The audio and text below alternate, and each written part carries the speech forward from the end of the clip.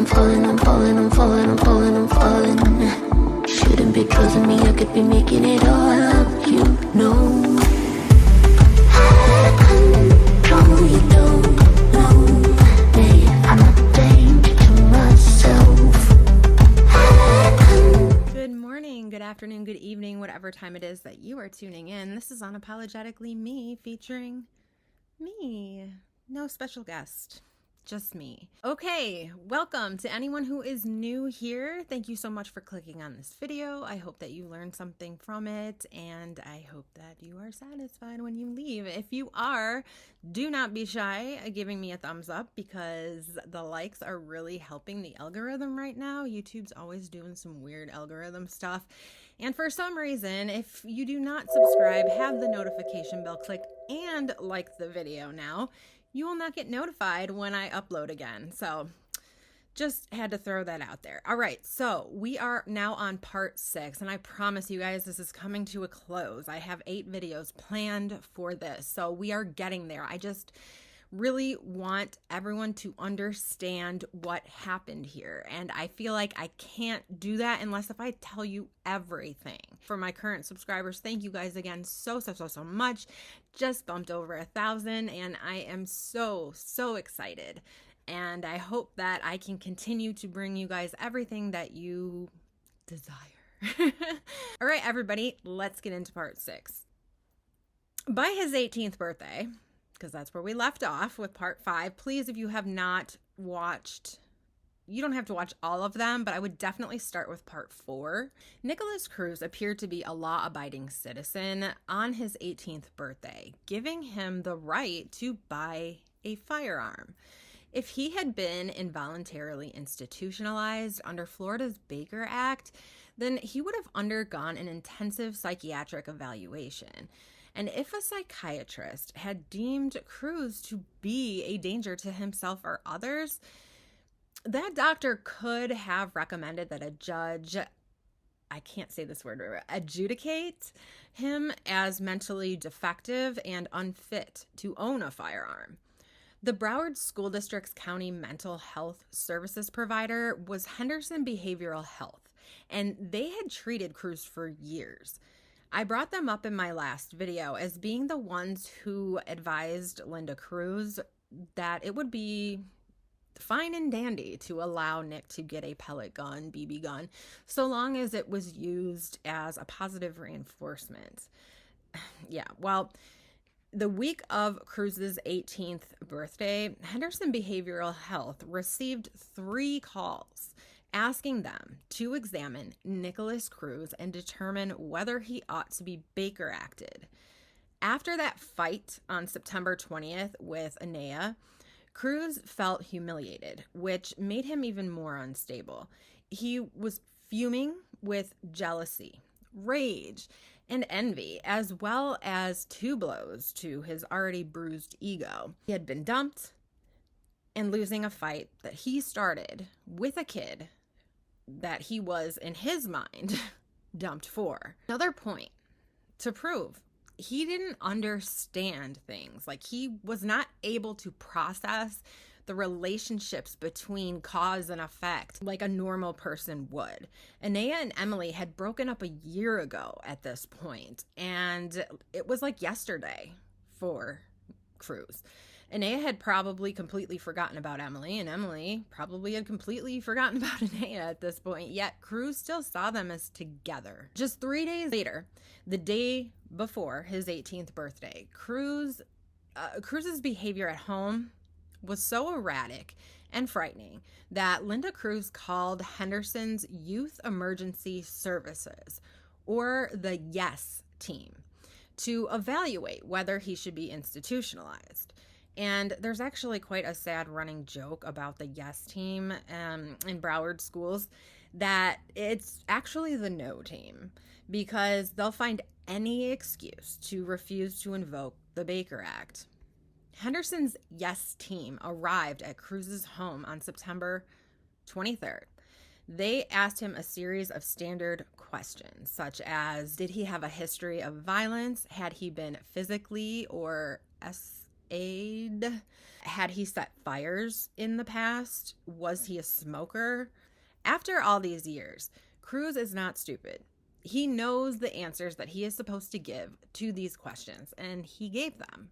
The counselor recorded that he denied everything, so the yes team said no. Just 5 days after that, on September 28th, Cruz confided to a peer at MSD that he had been cutting himself and had attempted suicide by drinking gasoline.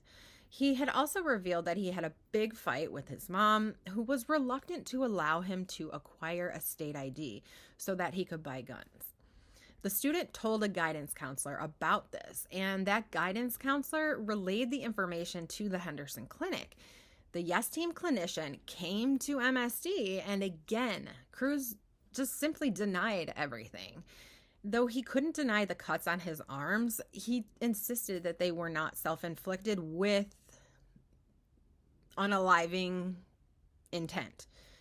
The records indicate that the Henderson clinician suspected that Cruz was being dishonest, so she realized that he was lying. However, she explained to the school administrators that she could not invoke the Baker Act if he denied intent and plan. And technically, this is not true. She had the discretion to do so if she believed that the person she was interviewing was, in fact, lying, which she did. Yet again, the Yes Team said no.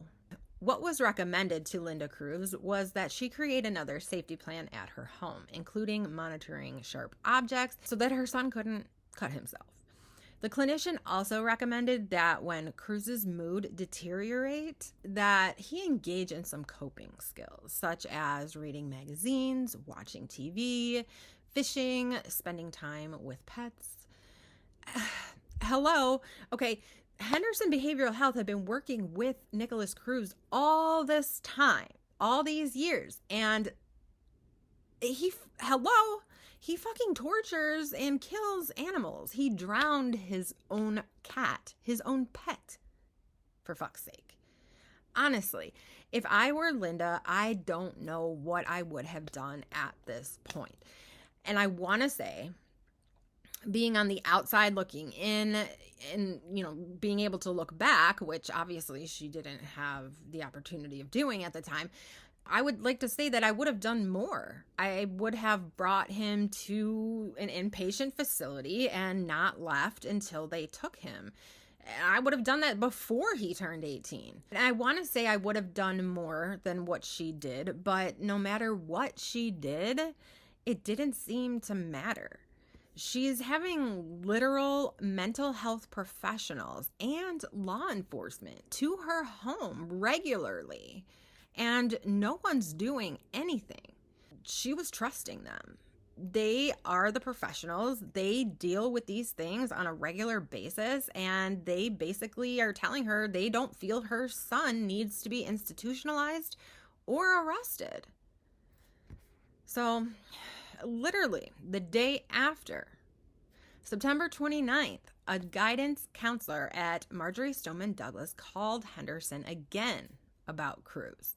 He had written "kill" in a notebook, and when asked why, he explained that his mother had decided not to allow him to get a state ID so that he could not buy a firearm. This prompted a third visit from Henderson's Yes Team, and yet again, the Yes Team said no. Just to be clear, the decision to invoke the Baker Act would not necessarily have prohibited Cruz from purchasing a firearm, but it would have provided a psychiatrist the opportunity to conduct a thorough analysis, which could have concluded with Cruz being legally declared as mentally defective. And I can't imagine a stronger case for a mental health professional to say, look, this individual must not own a firearm. Like, what can we do to prevent this from happening? Cruz had required consistent security escorts in middle school. He had recently threatened to kill his peers. He had an obsession with guns, and had allegedly attempted to unalive himself only a few days prior. But despite being called 3 times in 1 week and being told that Nikolas Cruz was on the verge of arming himself with a firearm, Henderson, which had a long history, as I said, of treating him, decided that he did not even merit observation. I do want to add here, to be, again, completely transparent with you guys, that only 1% of individuals who are Baker acted end up being adjudicated as mentally defective and lose their right to buy guns. But everyone agrees, and, comment if I'm wrong here, but everyone agrees that dangerous psychopaths should not be allowed to buy firearms. Yet, if we make it impossible to label someone as a dangerous psychopath, we're going to continue to have major gun problems. And sorry, not sorry when I say this, but anyone who calls mental health a distraction from gun control needs to have their own head examined. I'm sorry, but I'm not. The two go hand in hand. I mean, the people we need to take guns from are not law-abiding citizens. They are freaking people that are mentally unstable, scary, violent, unhinged, whatever you want to call it, but they should not own them. After the second time that Henderson failed to invoke the Baker Act for Cruz, MSD guidance counselors called the Florida Department of Children and Families, hoping that maybe they could do something. And unfortunately, in my opinion, this is where Linda Cruz failed. I don't understand why she did this, but when DCF came to her home and asked her questions, she lied. I don't know if it's because this was DCF and she didn't want to look like a neglectful parent, but this was when the answers that she gave would have mattered the most, and she lied to protect her son and herself. Therefore, the investigator concluded that Cruz's level of risk was low, noted that Cruz did not own a gun, and therefore she officially closed the investigation on November 12th of 2016. And I want to say this is because it wasn't, DCF is more for neglect and AB and things like that, and that was not going on. I mean, they could not prove that she was getting him help. He had been medicated on and off. She was doing everything that she could as a parent. So that's kind of why they are in control. However, if she would have been honest and told them that she feared him, then I think things may have gone a little bit differently. But we will never know. Less than 1 month later, on December 3rd of 2016, Linda allowed her son to buy his first of many firearms. And that was a completely off-the-wall decision for her to make, given everything that she knew about her son. Yet at the same time, she had been told time and time again by many professionals that he wasn't dangerous enough to even do anything about.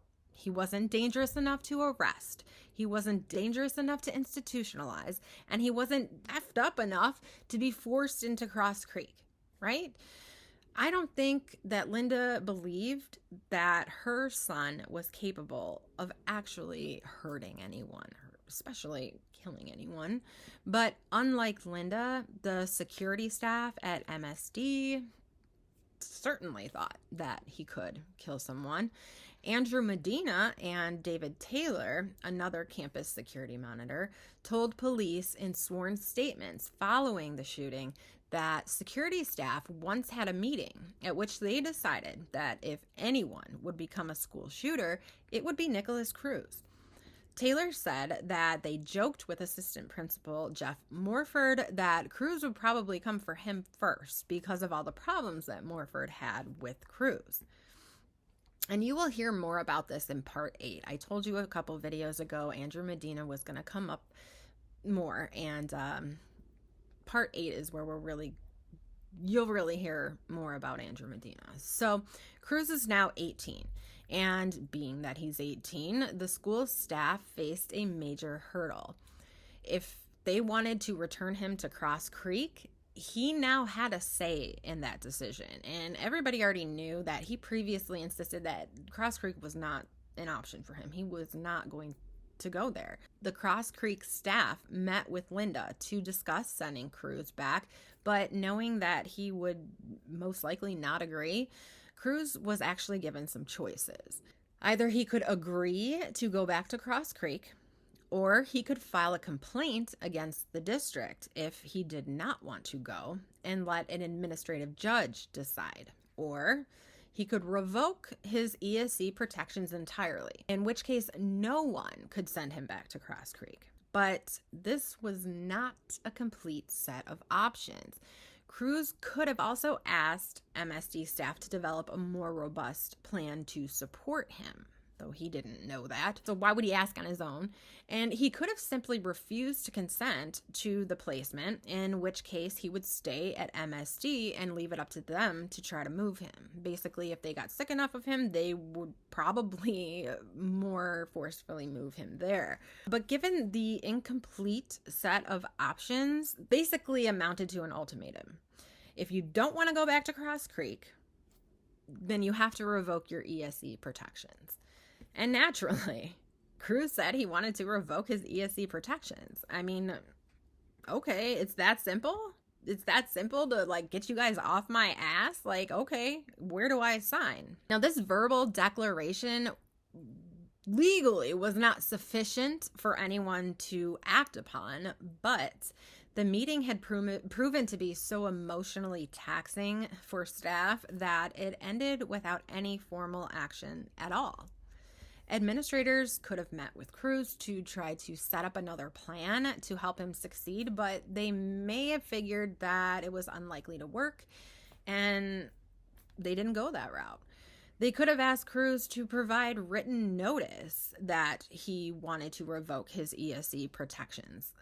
That way, they would understand that he understood what he was actually signing away. However, he appeared incapable, perhaps due to his language processing impairment, of preparing this paperwork himself. His inability to express this decision in writing should have sent a strong signal to the school that it would be unwise for him to revoke his protections. He simply did not understand what that meant, and he will soon find out. But the most responsible decision would have been to send Cruz to Cross Creek anyway, and accept that he would challenge that decision. But we talked about in one of the first videos that I put out about this before, MSD administrators allegedly rarely took any action regarding ESC students, especially if they expected the student or the parents to challenge it. Basically, they did not want a lawsuit. So instead of making the responsible yet inconvenient decision to try to send him back to Cross Creek, MSD staff prepared the paperwork for him to revoke his ESC protections and provided it for his signature.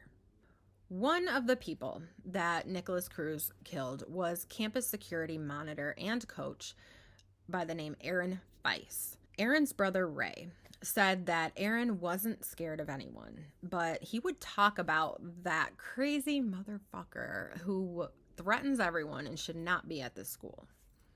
Cruz was now considered a normal student, yet he was failing classes, his attendance was spotty, and there was always some rumor about something he said or did.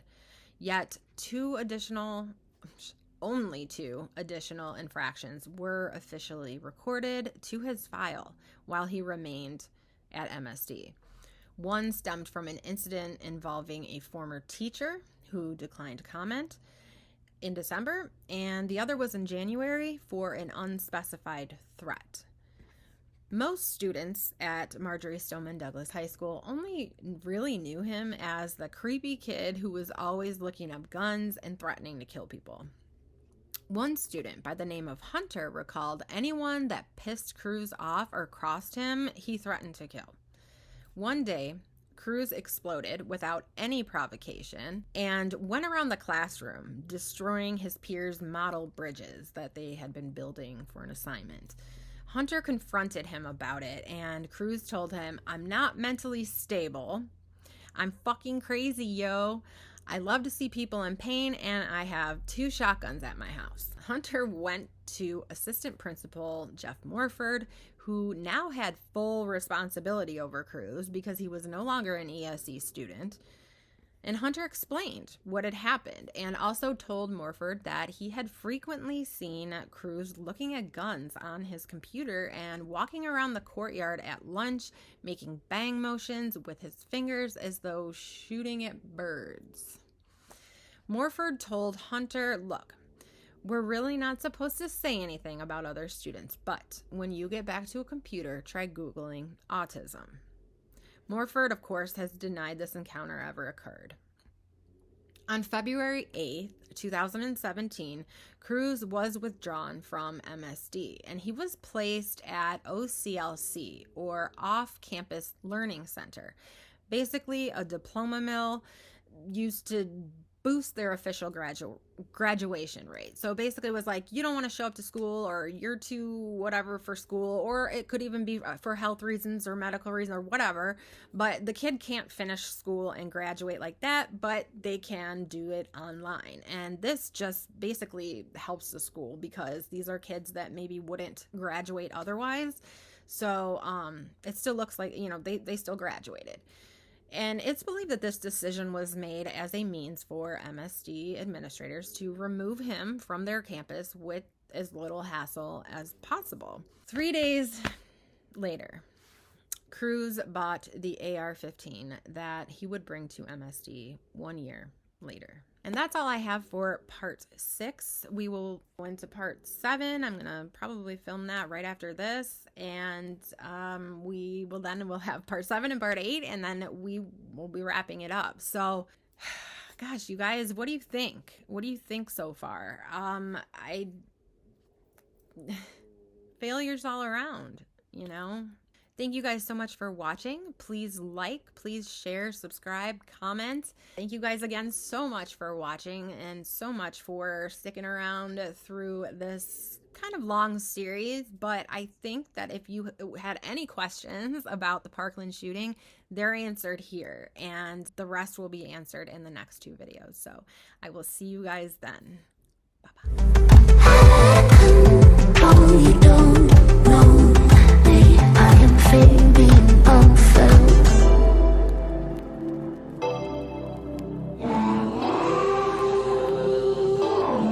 After all of these years, Cruz isn't stupid. He knows exactly how to answer these questions. And he knows exactly what was recommended to Linda Cruz at that point was that she create another safety plan at home for her home, including monitoring